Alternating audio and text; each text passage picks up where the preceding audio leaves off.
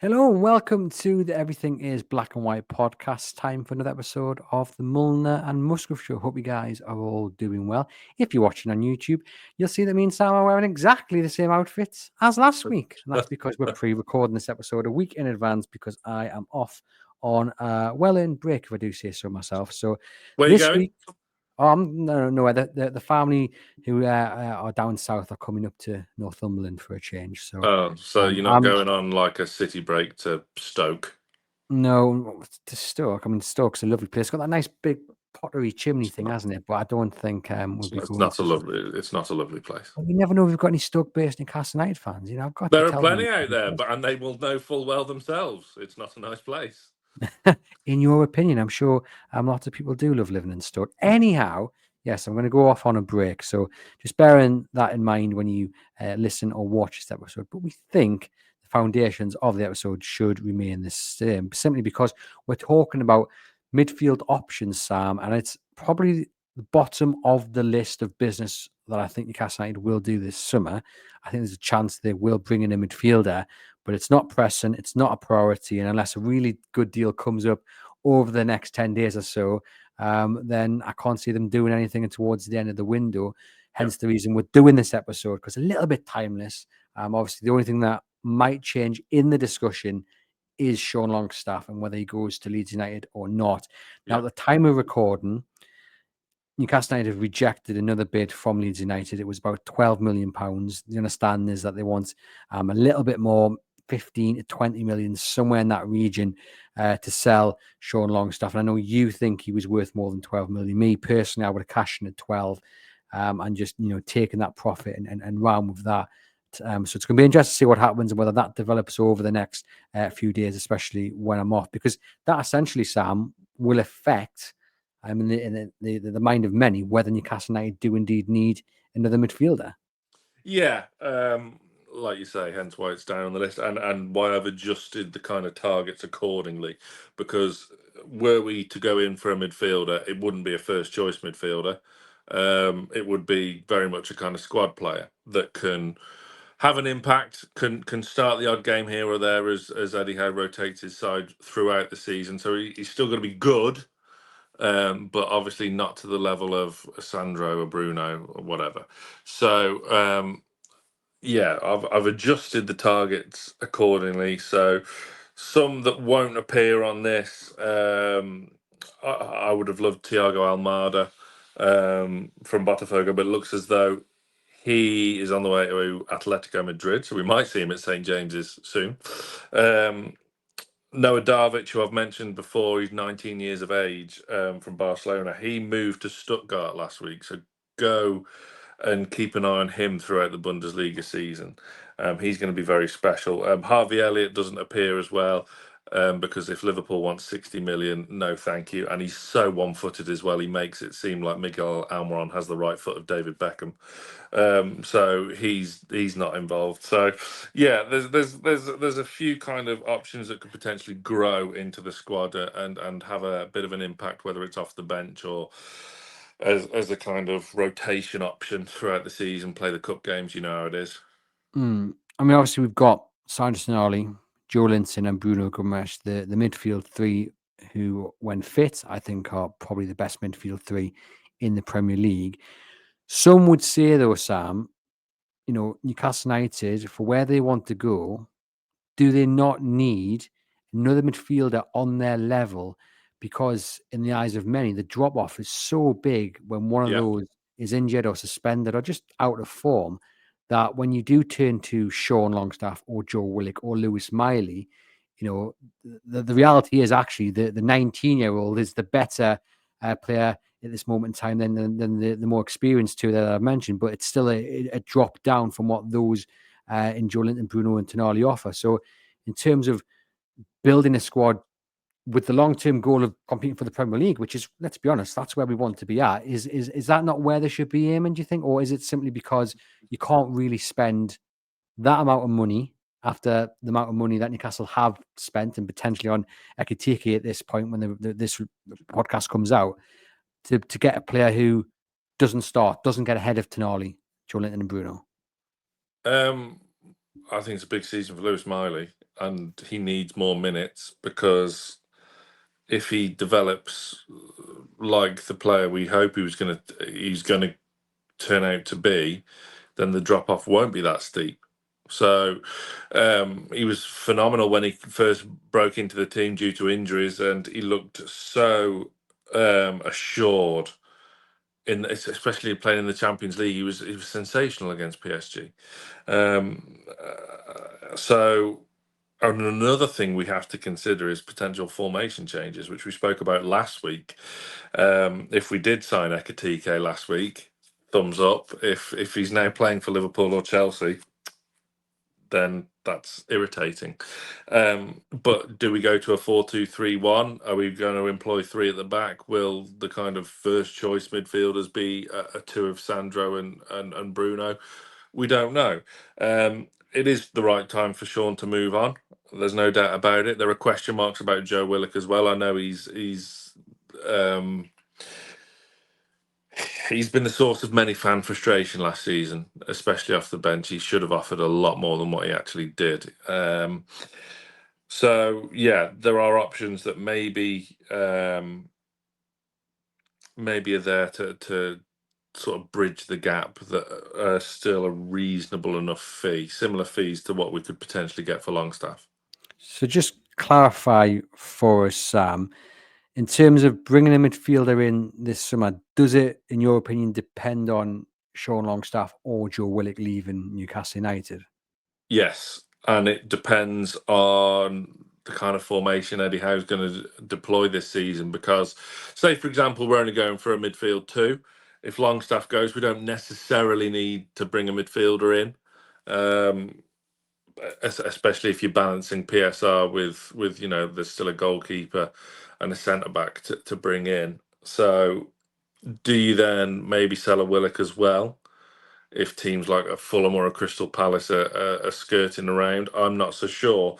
But yeah, all the players I've gone for are between 21 and 24 years of age, around about the kind of 12 to 20 million pound mark ish. I think it's really interesting because if Longstaff goes, I don't think you can sell Willock. I just don't see that happening. It's one or the other for me. And you're looking at the players they've got: Jolinson, Bruno, Tonali, Miley, and then one of Willock or Longstaff, assuming one departs. Is that enough to get you through the season? I don't think it is, and that's obviously why we're having this conversation. But then it is about who do you bring in?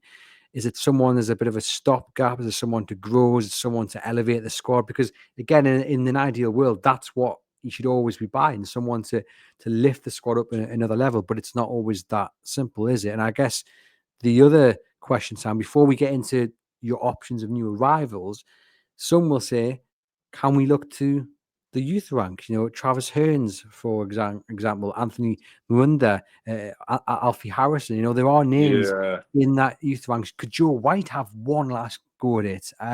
Is that something that you could see happening before they go out and spend 10, 12, 20 million on a new midfielder? So potentially with Joe White, because he's homegrown, and this is an issue whether you like it or not. And this is the argument to maybe keep Longstaff, is that we were gonna have to sacrifice places for squad registration for the Champions League this season, because we don't have enough homegrown players in the squad. So that's an argument for selling Willock over Longstaff. Otherwise, you're down to a Champions League squad of 21 players, which isn't ideal. It's not a disaster if you want to play it that way, but could you put Joe White in there to make up the numbers? Yeah. Could you whack him on for the last half an hour against a young? I don't know why I always use the young boys team as an example. Who's equally as poor from that bottom pot in the Champions League in recent years? I must haven't taken any notice of it, so I'm not even going to try and guess my way through that question. A Legia Warsaw in there these days, who knows? But could you chuck a Joe White in there for the last 20 minutes, half an hour? Ugh, potentially, if we're 3 and 4 up. I don't know, but I wouldn't be clamouring to keep Joe White. He's had enough chances. Alfie Harrison, I think, is the big one. Whether or not he gets a bit of a go this pre-season, I'm not overly hopeful though. But it is interesting, isn't it? And I promise you, ladies and gents, we'll get to the option Sam's got written down. And I've got a few as well. We talk about budget, 55 million essentially on Elanga. You're going to say at least 30 million on James Trafford, then potentially 75 to 80 on Ekitike, hopefully. That's a big, big, big budget. Then you're looking at a right-sided centre back, which for many is the bigger priority. 30 or than a centre 40. mid. Yeah, exactly. So huge amounts of money. And obviously long term with the youth ranks, and there's a really interesting episode coming next week where I've done a deep dive into the academy with Mark Carruthers, who covers the academy football, covers non-league football as well, and we've looked at the options, the journey these players have, the rejection, the joy, the hope, and all that. It's a really good episode, if I do say so myself. The long-term ambition is to have players who can come in and solve this sort of issue. But that's going to be 18 months, 2 years down the line. But we have to hope that maybe, given the money they spent this summer and the money they still have to spend on a centre back, that can they spend 20 million on another midfielder, or do they have to make the budget work? Have to turn into someone like Joe White or Alfie Harrison or Travis Hearns?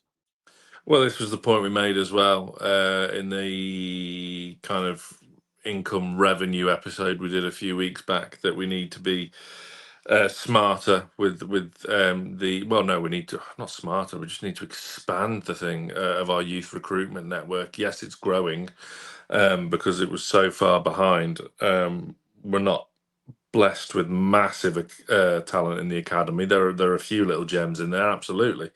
But when you look at an operation such as the Chelseas of this world, who have already got half of South America sewn up to pre-contracts, or kind of bought them to loan them back to Fluminense and Palmeiras and this, that, and the other. We're so far behind. So yeah, it's an area of huge sort of kind of necessity, really, that we're kind of lacking a little bit. So I mean, Joe White's not even as young as you would think anymore. You've got your computer in front of me. What is he, 23? I think he's 22. He's 22 and he'll be 23 in October. So there you go. So he's older than 2 of my upcoming selections. Yeah. Well, let's get on to them. Excuse me now, because I mean, we can have hope that Hearns or Harrison is going to be the next big thing, or White can suddenly find his feet in the Premier League, but I don't think it's going to happen for White, and I think Hearns and Harrison are probably a year away from really making their mark in top flight football. So we'll get on to options then. Come on then, who's on your list? So the wild card we normally start with, isn't it? It is. Fabio Moretti, not Moretti like the beer, Miretti. Fabio Moretti, 21 years of age. He's at Juventus. He spent last season on loan at Genoa and did very well. He's done all right in the past when kind of slowly introduced in the Juve setup, and it earned him a call up to Italy's national side as well. So he has been capped at international level. Again, still only 21. I don't think he'd cost the world. He is tied down to contract till 2028. But he's a player on the up and up, and that can develop into a very good box-to-box midfielder. Actually, he has kind of, whilst his goal record doesn't knock your socks off, but again, he's still only 21, so let's not get bogged down in that for someone who's still very early in their career. I think he can develop into a really good box-to-box midfielder, and is better than, probably has quite a high ceiling, and can learn from a Sandro, can develop and be a better sort of Joe Willock, if you know what I mean. Well, I mean, interesting that he played quite a few games for Juve, close to 60 times, before then going out on loan in the 24-25 campaign with an option to buy as well, which hasn't been taken up, but it certainly suggests that, you know, there would be scope to see him leave Juventus if Newcastle United were interested. So, yeah, one potentially there to watch. Who's second on your list? It's the lad we've actually been linked to from Coventry, Jack Redoni. I've quite taken with him. Just to give you a bit of background for those who aren't overly aware of his journey, he came from the academy of AFC Wimbledon, of all places, and he had a few loan spells a few years ago in like the nooks and crooks of London non-league for some really weird teams, name-wise anyway. Got a move to Huddersfield eventually in 2022, played in the Championship and League One. And before he got his move to Coventry, who have obviously had a fantastic season, despite being managed by Frank Lampard. And his numbers really stack up. And his performances have been really, really impressive. Just to give you some context between Redoni and our neighbours down the road from the A19. Last season, Redoni got 9 goals and 12 assists in the Championship. Job Bellingham, now of Dortmund, of course, formerly of Sunderland, 4 goals, 3 assists. So he's trebled he's quadrupled, the assist output of that of Bellingham, and you know, scored more than double the amount of goals as well. In a kind of, dare I say, overachieving Coventry side, that they've got good foundations there. They're by no means a bad team, and you know, they were very, very close to getting back into the Premier League. But yeah, I think Redoni would be a shrewd bit of business. He kind of reminds me a little bit of Adam Wharton, but let's not get carried away. 24 years of age, so he'd be one of the older ones on your list, I would imagine. He is the eldest, yeah. But again, like, age is but a number. There's still plenty of scope for improvement. 12 to 15 million, I've seen the price tag, which obviously would fit within the budget. And like you say, he is tipped by many as one of the best central midfielders in the Championship. And with his performances last season, Newcastle United won't be the only one sniffing around. I mean, I've got a couple of other names written down here from the Championship. Jason Knight of Bristol, 24 years of age again, a bit more defensive kind of midfielder, but he impressed last season. He would be available for probably 10 million at most. And so just to kind of before you crack on with your other ones from the Championship, because I like him from Bristol, but I've kind of gone for midfielders that have the potential to get forward, because I think our midfield at time is a bit too placid, and we struggle to get forward, which is where the frustration therein lies with Willock, because he's the only one with energy and with real spring and desire to get forward, but the kind of end product's not there all the time. So I wanted a midfielder that could really kind of add assists and goals off the bench. But there are plenty of good defensive midfielders out there too. Yeah, well, Knight doesn't fit that bracket that you're talking about. And the other name that I've got written down is, again, from my neighbours, not Sunderland, but a little bit further down the A19.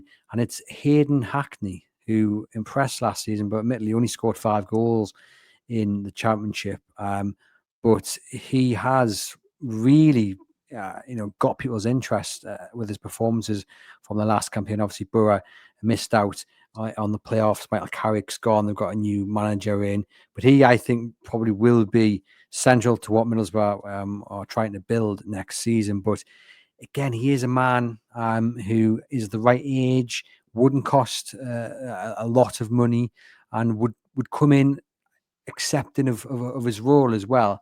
I think would come in with the right attitude and offer the right support to this squad. And look, these names aren't sexy, you know.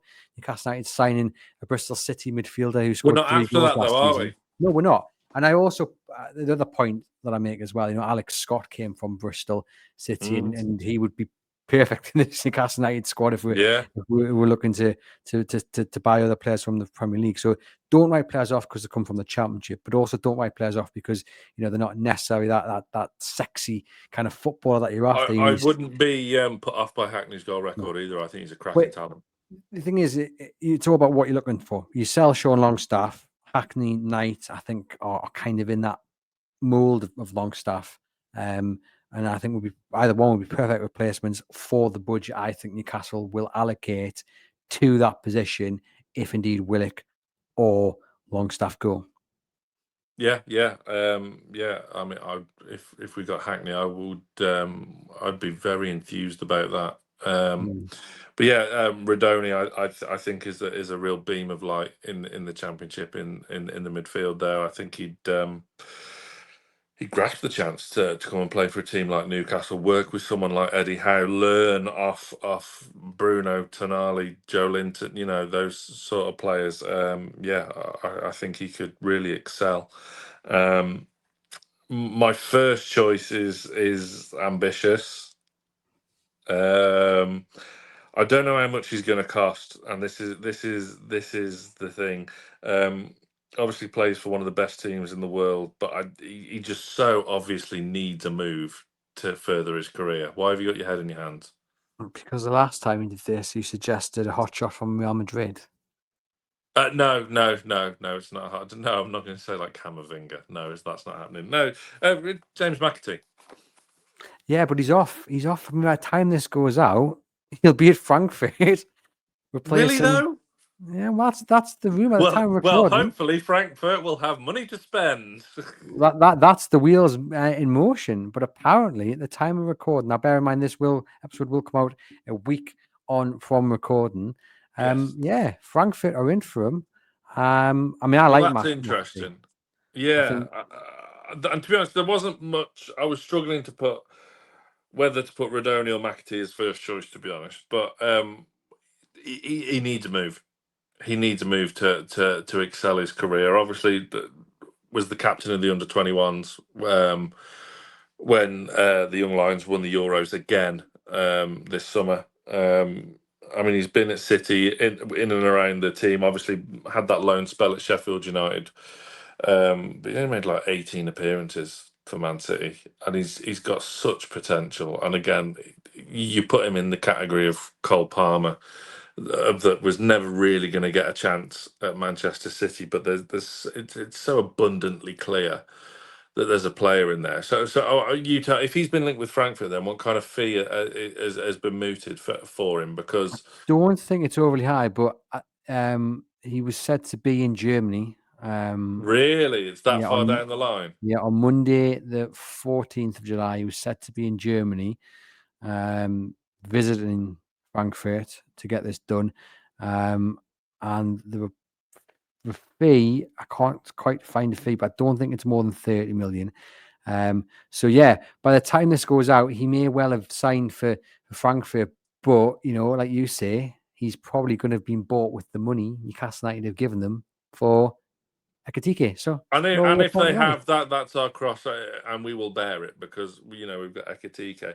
I mean, if they've got him for 20-25 million, I think that's a cracking deal. Oh, it is. But then Palmer to Chelsea for whatever it was a snippet as well, considering what he's achieved. But again, we mentioned this most weeks. This is exactly what Newcastle United need to be doing. They need to be trying to snap up these youngsters who haven't made the cut at City or even Chelsea to a certain degree, because there are bargains there to be had. I'll just quickly run off a few names that I've got now. Well, Conor Gallagher. I do have a backup as well. Do your names first, and I'll do your backup because obviously McAtee's just a non-starter now. Conor Gallagher was linked, but I'm just going to say no to that. No, that's not happening. Not happening at all. Too much money, too many big wages on the table there. Wilfred Ndidi. No, indeed. Simply because Premier League experience. So what did you say? Too defensive. Experience, 220 Premier League appearances, 9 million quid is apparently the price tag on offer. I can't wait for you to say Decore. He is on my list. Yeah, I knew it would be, and I'm not against it for a season. For a season where the midfield is not the priority. What's he? 32? Yeah, I think he can still do a job. There's a reason Everton wanted to keep him, offered him a new deal. Admittedly, he turned it down because the wages on offer weren't what he wanted. But 33 games last season in the Premier League. I Imagine think. turning up to Ellen Road with a midfield two of Joe Linton and Decore. That is some serious beef in there. I mean, honestly, for me, temporary stopgap, I'd be on that because I just think he can offer exactly what Newcastle United need, and he can still do a job at 32. And just for all time's sake, it's not going to happen. But I just want to remind people, Tyler Adams, right? The people that laughed at me when I suggested he's going to be a big name, and he was brilliant for Bournemouth last season, by the way. And if Newcastle United could somehow get something like that done for Tyler Adams, I think he'd be perfect for Newcastle as well. I stick by that. But I mean, that's just me reminding people that sometimes I do get, like Sam, these things right. Okay, my kind of wild factor one. I don't know what he would cost. Oh, you're going to say someone from Barcelona or something, aren't you? No. Okay. It's Premier League. Lucas Bergvall. Okay. From Interesting. Tottenham. If they end up with Gibbs White, their midfield is quite congested. Bergvall, when they had their injury crisis, I thought did very, very well for a young player, and I think there's a great deal of potential there.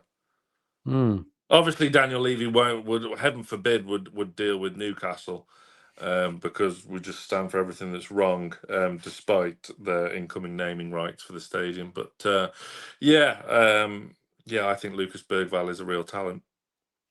Well, I'm glad none of us have gone for Calvin Phillips, at least. God, the Yorkshire pudding.